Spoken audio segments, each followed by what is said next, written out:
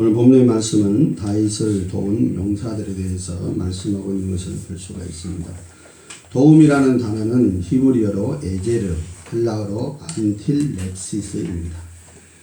이 말은 다른 사람을 위해 짐을 지다, 또 다른 두 사람의 짐을 지다 해서 파생된 말씀입니다.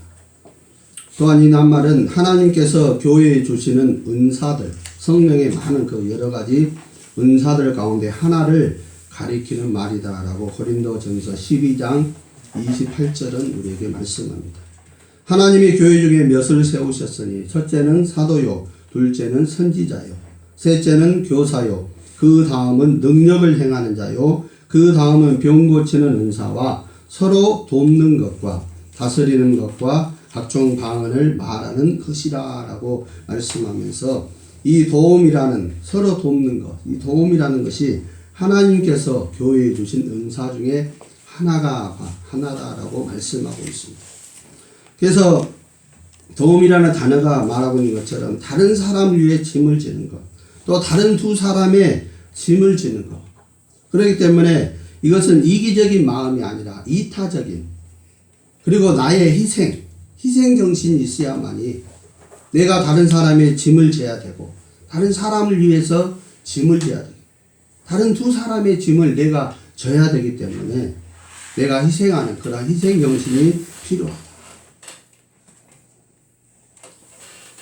그래서 이 도움이라는 단어는 예수님도 많은 사람의 하나님의 그 선하신 뜻에 따라서 온 인류의 죄를, 죄악의 짐을 지고 십자가에 돌아가시는 그 희생, 그 희생의 그 사랑으로 인해서 죽으신 그 하나님의 그 사랑을 말하고 있는 것을 볼 수가 있습니다. 또 도움이라는 단어는 사람과 사람 사이에 도움이 줄 수가 있고, 또 성경은 하나님과 사람 사이에 도움이 있음을 말씀하고 있습니다.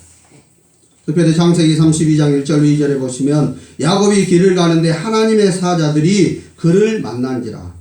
야곱이 그들을 볼 때에 이르기를 이는 하나님의 군대라고 그 땅 이름을 마하나임이라 하였더라 라고 말씀하고 있습니다.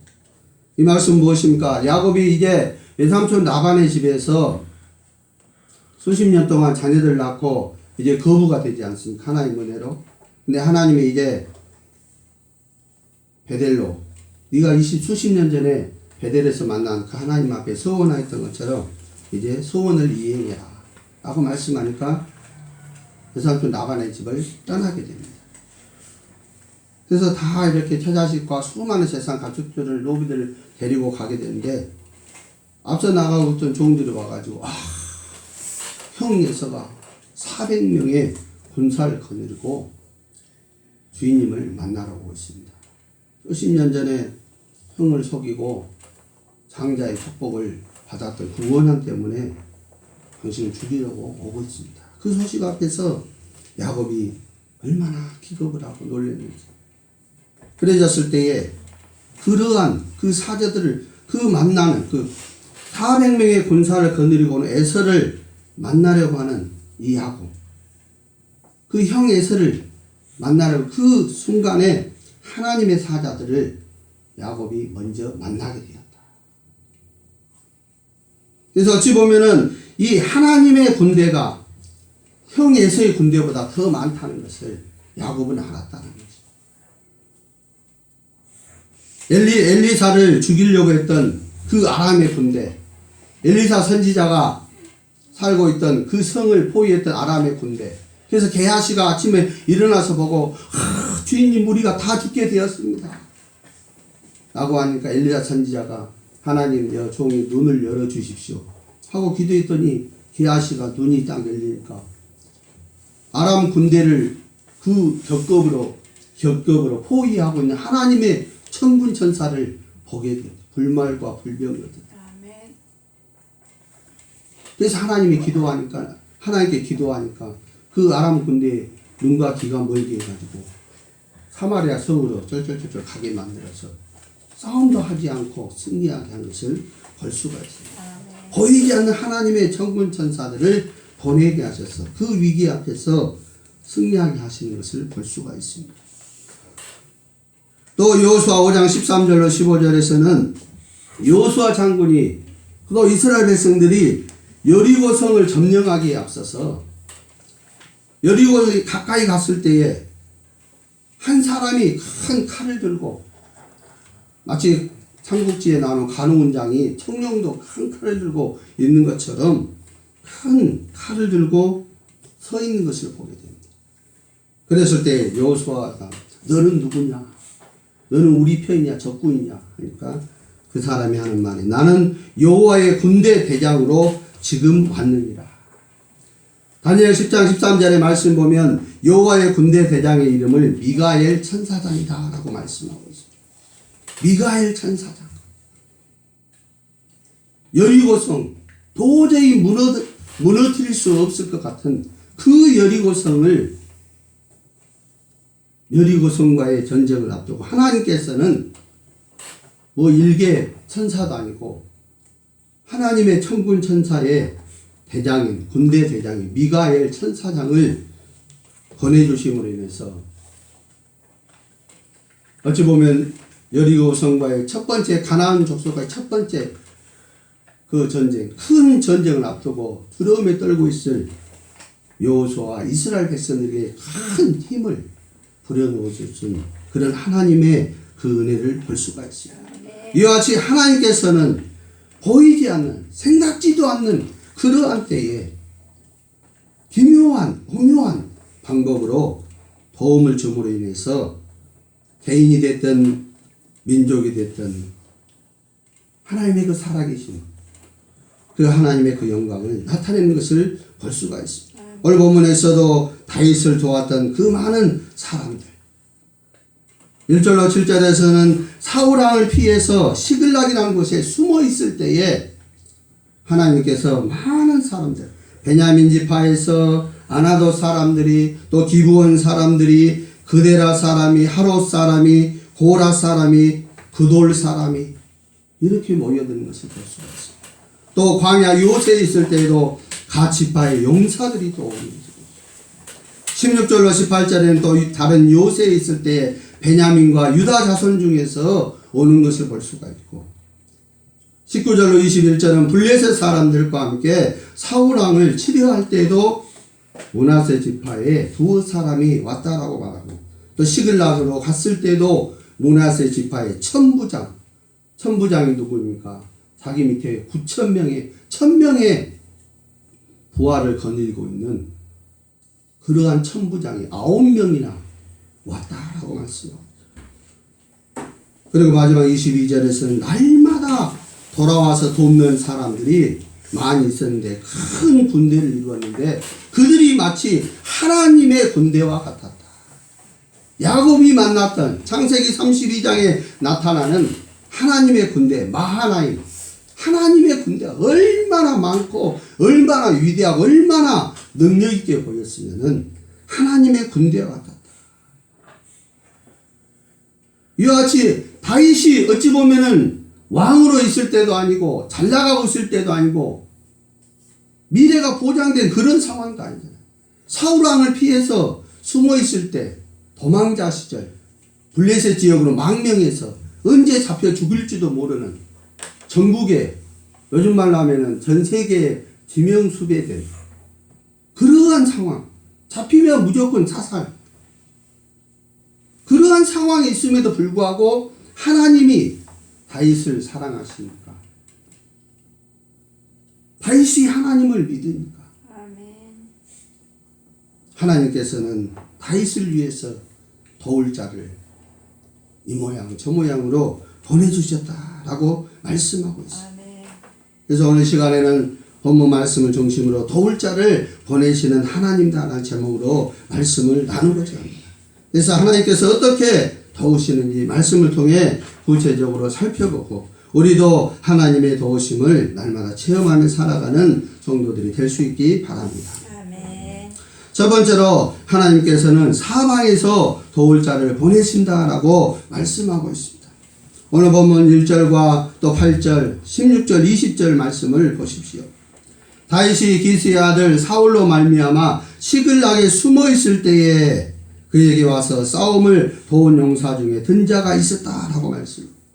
또 8절은 갓사람 중에서 광야에 있는 요새에 있을 때에 다윗에게 돌아온 자가 있었다라고 말하는데, 그들이 다 용사고 싸움에 익숙하여 방패와 창을 능히 쓰는 자라. 그 얼굴은 사자 같고 빠르기는 산의 사슴 같다.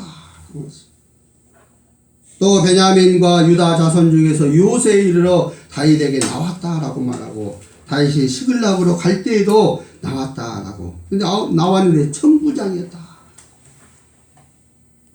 이곳저곳에서 사방에서 도망자, 숨어있는 지명수배자, 언제 죽을지도 모르는 미래가 없는 그러한 사람을 위해서 천부장된 사람이, 능력 있는 큰 용사들이 나왔다라고.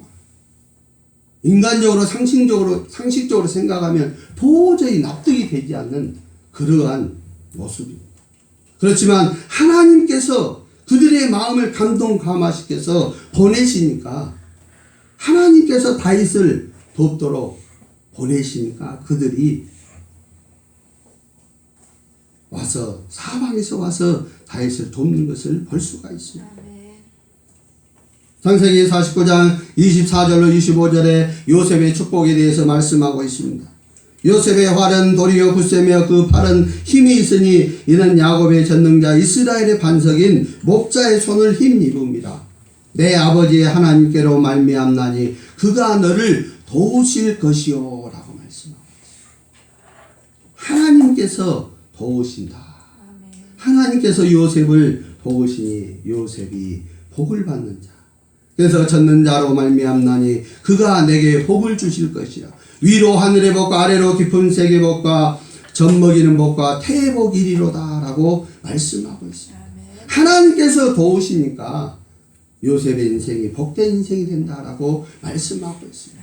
하나님께서 도우시니까 도망자요, 숨어다니는 자요, 지명수배자요, 언제 죽을지 모르는 미래가 없는 그런 다윗이 천지사방에서 몰려들어서 큰 용사들이, 천부장들이 몰려들어서 도와주는 그러한 복된 자가 되었다라고 말씀하고 있습니다.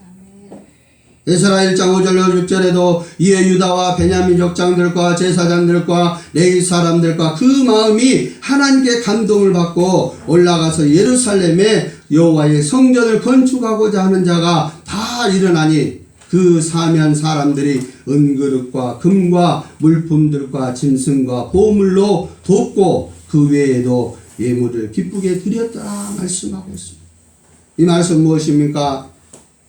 이스라엘 백성들이 이제 두 번째로 2차 포로 귀환한 후에 학자 겸 제사장이 에스라를 중심으로 폐허가 되어버린 예루살렘 성전을 재건하는 그러한 과정에 대해서 말씀하고 있습니다.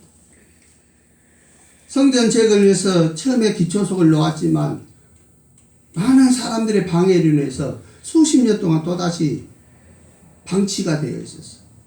그래서 다시금 에스라 선지자를 통해서 시작하려고 하는데 아무것도 없는데 그게 되겠습니까? 근데 하나님께서 수많은 사람들의 마음을 감동 감화시키니까 에스라 그 말씀처럼 그 사면 사람들이 은그릇과 금과 물품들과 짐승과 보물로 도왔다라고 말합니다. 사방에서 도울 자를, 또 사람뿐만 아니라 필요한 재물까지, 물건까지 다 도와줌으로 인해서 하나님의 성전이 재건되게 하였다라고 말씀하고 있습니다. 사도행전 16장 9절로 10절에도 밤의 환상이 바울에게 보이니 마게도냐 사람 하나가 가서 그에게 청하여 이르되 마게도냐로 건너와서 우리를 도우라 하거늘 바울이 그 환상을 보았을 때 우리가 곧 마게도냐로 떠나기를 힘쓰니 이는 하나님이 저 사람들에게 복음을 전하라고 우리를 부르신 줄로 인정함이라라 라고 말씀합니다. 이 말씀 무엇입니까? 사도 바울을 통해서 유럽의 복음이 처음으로 전해진 계기에 대해서 말씀하고 있습니다. 사도 바울은 유럽의 복음을 전할 계획이 없었습니다. 소아시아, 아시아 지역에서만 전할 계획을 가지고 떠났는데 아예 하나님이 밤의 환상 가운데 유럽 사람이 여기를 건너와서 우리 좀 도와달라고 그 환상을 보여주는 거예요. 그래졌을 때 바울이 하나님께서 저 마게도냐 사람을 도우라고 마게도냐 사람에게 복음을 전하라고 우리를 부른갑다. 인정하고 떠났다라고 말씀하고 있어요. 그래서 복음이 유럽으로 먼저 갔다. 북미로 갔다. 다시 아시아로 돌아온 것을 세계 교회사가 우리에게 전하고 있어요. 이 모든 것이 하나님의 그 주권 아래에 있는 하나님의 뜻 가운데 있는 것을 우리가 다시 한번 깨달아 볼 수 있습니다. 이와 같이 하나님께서는 천지 사방에서 도울 자를 보내신다라고 말씀하고 있습니다. 그래서 로마서 8장 28절은 모든 것이 합력하여 선을 이루시는 그 하나님에 대해서 우리에게 말씀하고 있습니다. 불과 같은 눈동자로 감찰하시는 그 하나님, 온 우주 만물을 창조하시고 그대로 방치해 두시는 것이 아니라 하나님의 그 오묘하신 섭리대로 이끌어 주관하시면서 하나님의 선하시고 기뻐하시고 온전하신 뜻이 이루어질 수 있도록 한 사람 한 사람의 한 민족 한 국가 가운데 계획하신 바가 이루어질 수 있도록 때를 따라서 하나님께서는 사방에서 도울 자를 보내신다라고 말씀하고 있습니다. 그래서 다윗이 위기 가운데 있을 때에 절망 가운데 숨어 지내는 그러한 망명길에 있을 때에도 사방에서 도울 자를 보내심으로 인해서 다윗을 통하여 하나님의 영광이 나타나게 하셨다라고 말씀하고 있습니다. 두 번째로 하나님께서는 또 어떻게 도우십니까? 날마다 때마다 일마다 도울 자를 보내신다라고 말씀하고 있습니다. 본문 1절 또 15절 19절 상반절 22절의 말씀을 보십시오. 이미 1절에 본 것처럼 사울로 말미암아 시글락에 숨어 있을 때에 도왔다라고 말씀합니다. 또 정월의 여당 강물이 모든 언덕에 넘칠 때에 도왔다. 또 블레셋 사람들과 함께 가서 사울을 치료할 때에 도왔다. 22절 그때에 사람이 날마다 다윗에게로 돌아왔다라고 말씀합니다.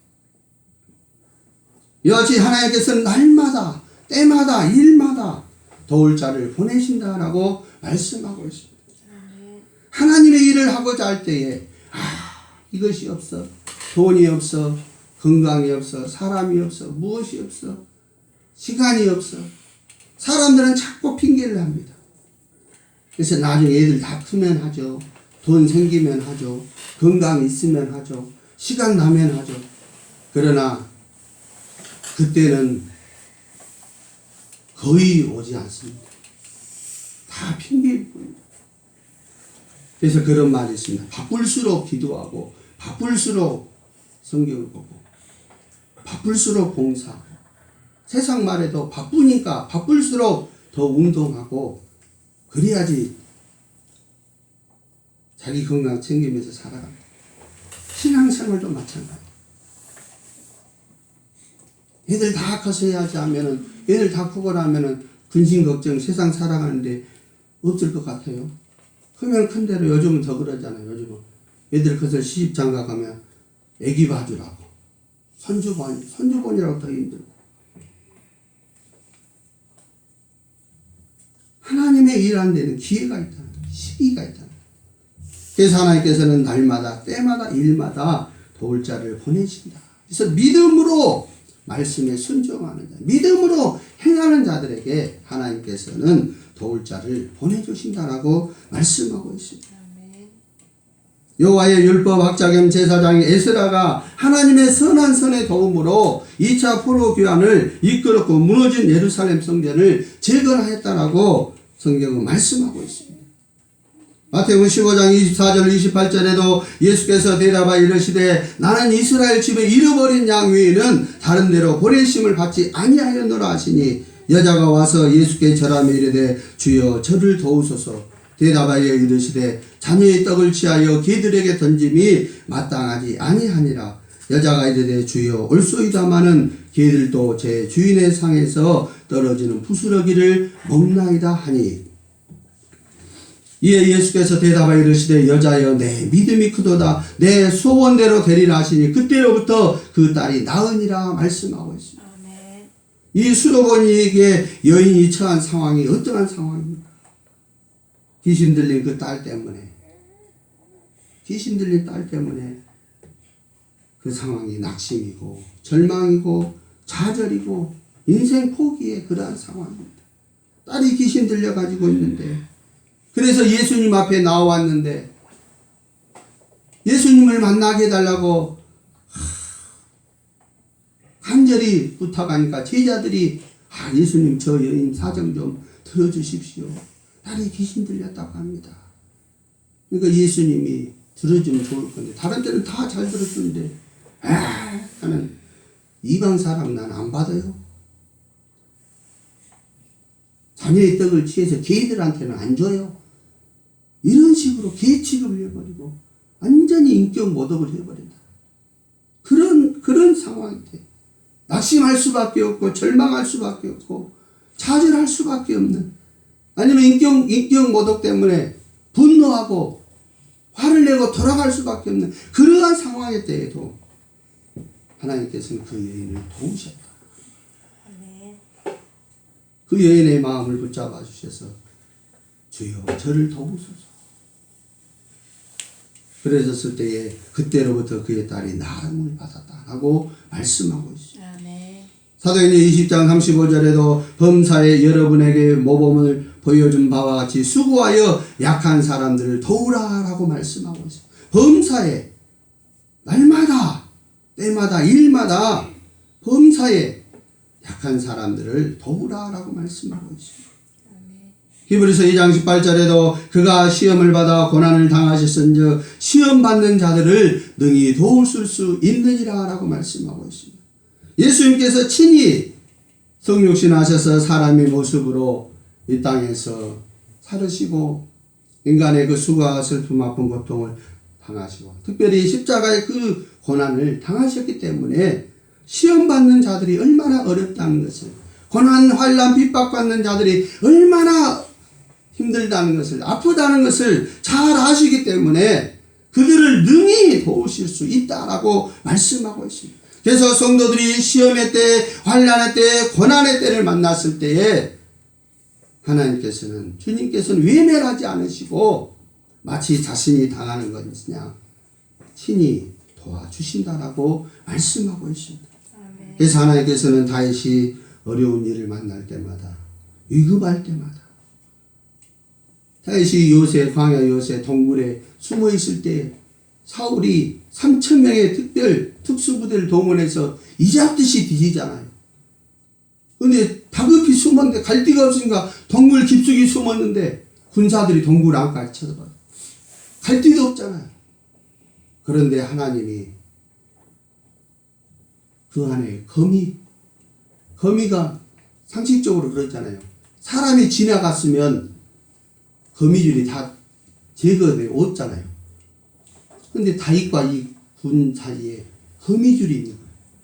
그러니까 이 군사가 와가지고 보고는 거미줄이 있으니까 여기는 사람이 없구나 하고는 그냥 나. 탈무드에 보면 그 이야기. 한낱 그 미물인 거미를 통해서 다윗이 그 위급한데 목숨을 살립니다. 그렇게 해서 하나님은 그 위기를 넘어가 도우시는 그러한 하나님이심을 볼 수가 있습니다. 마지막 세 번째로 하나님께서는 능력의 사람, 지혜의 사람, 성령의 사람들을 도울 자로 보내신다라고 말씀하고 있습니다. 오늘 본문 2절 또 8절 18절의 말씀을 보십시오. 그들은 활을 가지며 좌우 손을 놀려 물매도 던지며 화살도 쏘는 자다 말씀하고 있습니다. 활을 쏠 뿐만 아니라 좌우에 오른손 왼손도 양손을 다 쓰는 사람이 능력 있는 사람 아닙니까? 그리고 또 갓사람 중에서 광야에 있는 갓사람 중에는 용사여 싸움에 익숙하여 방패와 창을 능히 쓰는 자라. 그 얼굴은 사자 같고 빠르기는 산의 사슴 같으니. 마치 어찌 보면은 영화나 그리스 그 신화에 보면은 그 누굽니까? 아킬레스인가요? 그 사람 같은 방패 칼. 그 어떤 적을 만나도 큰 장수를 만나도 능히 방패 칼을 통해서 차차차게 해서 다 승리해버리는 그런 사람들이 와서 도왔다. 또 그때 성령이 30명의 우두머리 아마새를 감싸시니 이는 당신의 하나님이 당신을 도우심이니이다 한지라. 다윗이 그들을 받아들여 군대의 지휘관을 삼았더라 말씀. 아마새라는 사람은 성령이 충만해서 영적 안목과 지혜가 열림으로 인해서 딱 보니까 하나님이 다윗을 돕고 있는 것을 알았다는 것입니다. 하나님이 도우심이 아니고는 이렇게 능력 있는 사람들이 어찌 보면 많은 새도 떨어뜨릴 만한 일당 백천을 감당할 만한 이런 큰 용사들이 도망자, 망명자, 피해 숨어 다니는 이런 사람을 도울 이유가 없다는 것입니다. 자신에게 임한 성령을 통해서 보니까 하나님이 다윗 왕의 하나님, 다윗의 하나님이 다윗을 돕고 있다는 것을 알았다라고 아마새는 고백하고 있는 것을 볼 수가 있습니다. 이와 같이 하나님께서는 능력의 사람들, 지혜로운 사람들, 성령의 사람들을 도울 자로 보내셔서 다윗과 함께 하심으로 다윗을 통하여 하시고자 하는 일을 다 이루셨다라고 말씀하고 있습니다. 출애굽기 18장 21절로 22절에도 너는 또 온 백성 가운데서 능력 있는 사람들 곧 하나님을 두려워하며 진실하며 불의한 이익을 미워하는 자를 살펴서 백성 위에 세워 천부장, 백부장, 50부장, 10부장을 삼아 그들의 때를 따라 백성을 재판하게 하라. 큰 일은 모두 내게 가져갈 것이요 작은 일은 모두 그들이 스스로 재판할 것인즉 그리하면 그들이 너와 함께 담당할 것인즉 일이 내게 시우리라 말씀하고 있습니다. 출애굽에서 모세 혼자 그 장정만 60명이니까 남녀노소 하면 200만 명이 넘다 하잖아요. 그 많은 사람들이 있다 보니까 얼마나 많은 문제가 있겠습니까? 이웃 간에 또 지파 간에. 그래서 날이면 아침 꼭두 새벽부터 밤 늦게까지 모세한테 찾아와서 이것 좀 해결해 주십시오. 그러니까 모세가 아침부터 밤에까지 그 문제를 다 하나님께 묻고 판결을 해주는 거예요. 모세가 너무 힘들었어요. 하나님, 내가 이 많은 백성들을 내가 낳았습니까? 길렀습니까? 왜 나한테 이걸 다 이 무거운 짐을 저에게 지게 하십니까? 라고 하나님께 기도했더니 하나님께서 모세의 장인 이드로의 마음을 감동시키셔서 이드로가 보니까 모세가 하는 일이 참 어리석게 보이는 거예요. 그러지 말고 사람들을 세워라. 일꾼들을 세워라. 그냥 세우지 말고 능력 있는 사람들. 제덕이 겸전한, 즉 하나님을 두려워하고 진실하고 불의한 이익을 미워하는 그러한 사람들을 세워가지고 전부장, 백부장, 50부장, 10부장을 세워서 작은 일들은 웬만한 일들은 그 사람들이 감당하게 하고 큰 일만 네가 처리해라. 그러면 서로 좋을 것이다. 그래서 모세가 하나님의 이게 응답이 같다 라고 인정하고 행했더니 그렇게 편하게 하게 되었다라고 말씀하고 있습니다. 출애굽기 35장 30절에 31절에도 모세가 이스라엘 자손에게 이르되 볼지어다 여호와께서 유다 지파 훌의 손자요 우리의 아들인 부사레를 지명하여 부르고 하나님의 영을 그에게 충만하게 하여 지혜와 총명과 지식으로 여러 가지 일을 하게 하시되 말씀하고 있습니다. 또 35장 34절과 35절에도 또 그와 단지파 아이사막의 아들 오홀리압을 감동시키사 가르치게 하시며 지혜로운 마음을 그들에게 충만하게 하사 여러 가지 일을 하게 하시되라고 말씀하고 있습니다. 하나님께서 모세를 통해서 보여주신 성막을 건축하는 일을 하게 하실 때에도 모세 혼자서 하게 한 것이 아니라 유다 지파 중에서 또 단지파 중에서 부살렐과 오홀리압을 불렀다. 그래서 그들에게 하나님의 영, 성령을 충만하게 해서 지혜와 총명과 지식으로 채우셔서 가르치게 하고 또 지혜로운 마음을 주셔서 여러 가지 일을 하게 하였다. 그래서 그 성막의 모든 일들을 다 감당하게 하였다라고 말씀하고 있습니다. 이와 같이 하나님께서는 능력 있는 사람, 지혜 있는 사람, 성령의 사람들을 보내셔서 하나님의 일을 돕게 하시고 하게 하신다라고 말씀하고 있습니다.